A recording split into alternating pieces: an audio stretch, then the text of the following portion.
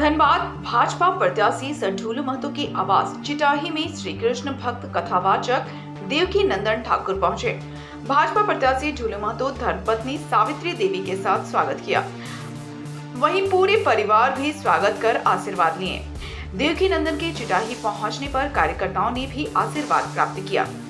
रामराज मंदिर देवकी नंदन पूजा अर्चना भी की। वहीं देवकी नंदन ठाकुर ने लोकसभा चुनाव को लेकर बड़ी बात कही।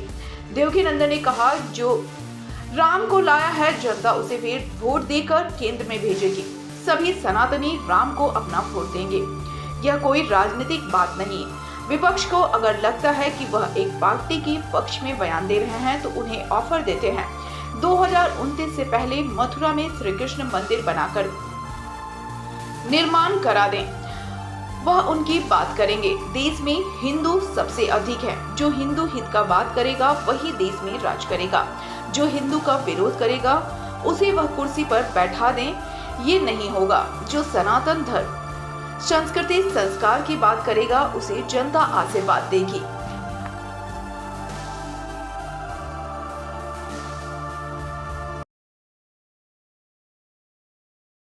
देखिए, जिस तरीके से विधायक जी ने इतना सुंदर भव्य दिव्य राम राज बनाया है, ये अपने आप में बड़ा अद्भुत है, बड़ा सुंदर है। और मुझे तो ऐसा लगता है कि समाज के प्रत्येक प्रतिनिधि को सनातन को ऐसे आगे बढ़ाना चाहिए, क्योंकि ये भारत ऋषि मुनियों का देश है, भगवान श्री राम का, कृष्ण का देश है। और इस देश में सनातनी परंपराओं का निर्वाहन, पालन, निर्माण जो मनुष्य जिस लेवल से करेगा वो उतना ही आने वाली पीढ़ी के लिए एक अच्छा समय, अच्छा माहौल दे सकता है। तो जैसे हमारे विधायक जी ने यहाँ पर बड़ा सुंदर श्री राम राजा मंदिर बनवाया है, वो अपने आप में एक बहुत अद्भुत है। और हम सभी सनातनियों से एक ही निवेदन करेंगे कि आप सभी सनातनी भगवान श्री राम को भूलिए नहीं। उन जैसा बेटा, उन जैसा पति, उन जैसा भाई, उन जैसा मित्र, उन जैसा राजा भूतो न भविष्यति।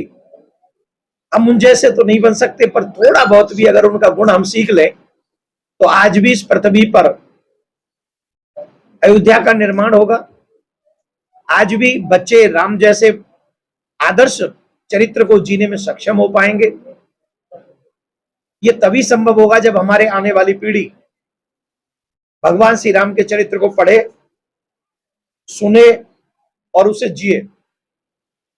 बिना अपने धर्म को जाने हम लोग अपना जीवन मनमाने तरीके से अगर जीते हैं तो उस जीवन को जीने में दुख ही दुख है। और शास्त्रों के अनुसार जो जीवन बताया गया, अगर उसके मुताबिक जिएंगे, राजा जिए, प्रजा जिए, शासक प्रशासक कोई भी जिए, उसमें सिर्फ सुख ही सुख है, दुख हो ही नहीं सकता है।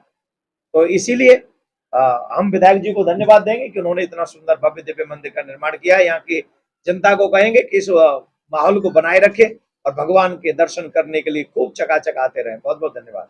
नहीं, हमारा तो जीत का आशीर्वाद हर उस सनातनी को है जो सनातन के झंडे को अपने हाथ में लेके आगे बढ़ता है, जो सनातन की बातों को आगे करेगा, जो सनातन का वचन बोलेगा, जो सनातन की रक्षा के लिए बोलेगा। हमारा आशीर्वाद विधायक जी को भी है, और अगर आप पत्रकार होकर भी ऐसा करते तो आपको भी हमारा आशीर्वाद है कि अगली बार तुम्हें भी कहीं ना कहीं से कोई विधायक बनवा दिया जाए। लेकिन हम सच कह रहे हैं, हमारा आशीर्वाद हर उस सनातनी को है जो राम कृष्ण की चर्चा करे और आने वाली पीढ़ी की चिंता करे और इस देश को अखंड रखने की कसम खाए। उसी के लिए हमारा पूरा आशीर्वाद है, और ये भारत माता भी उसी को आशीर्वाद देने के लिए लालायत है, और यहाँ की जनता भी लालायत है। वेट एंड वॉच, आपको 4 जून को इसका पता भी चल जाएगा। धन्यवाद। नहीं, हम कोई अंतर नहीं देखते। हम इनको बात करेंगे तो आप हमें राजनीतिक बना देंगे, लेकिन एक बात बता रहे हैं, इस बार सनातनी राम को ही वोट देंगे। जिन्होंने राम मंदिर, अगर मेरे सनातनी है, मेरा आराध्य राम है, मेरे आराध्य राम है, और अगर मेरे आराध्य राम है और जिन्होंने मेरे राम के लिए मंदिर का निर्माण किया है और वो मेरे आगे वोट मांगने के लिए आ रहे हैं, तो फिर तो मेरा दायित्व ही बनता ही है, 100% दायित्व बनता है कि मैं पहले वोट उनको दूं जिन्होंने मुझे राम मंदिर दिया है। अब विपक्षी कहेंगे कि ये लोग तो एक पार्टी के हो गए, तो उनको मैं एक ऑफर भी देता हूं कि 29 से पहले कृष्ण मंदिर बनवाने में, मथुरा में कृष्ण जन्मभूमि के मंदिर के निर्माण में आप हमारा साथ दीजिए। आप कृष्ण जन्मभूमि के मंदिर का निर्माण कराइए, 29 का वोट हम आपको दे देंगे। तो जो हिंदू हित की बात करेगा वही देश पे राज करेगा, ये सच है। और एक बात और बता देना चाहते हैं, अगर हिंदुओं का हक किसी और को देने का प्रयास किया जाएगा तो कोई भी हिंदू उसका साथ नहीं देगा।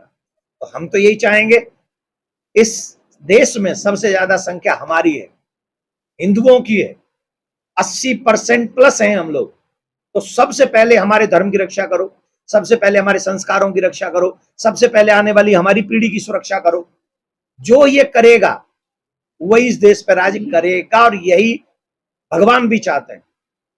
आप हमारा विरोध करें, आप हमें बांटें और हम आपको बैठा दे कुर्सी पे, ये संभव नहीं है। देश की जनता है, सब जानती है। तो धर्म की रक्षा, समाज की रक्षा, संस्कारों की रक्षा, देश की रक्षा होगी। धन्यवाद।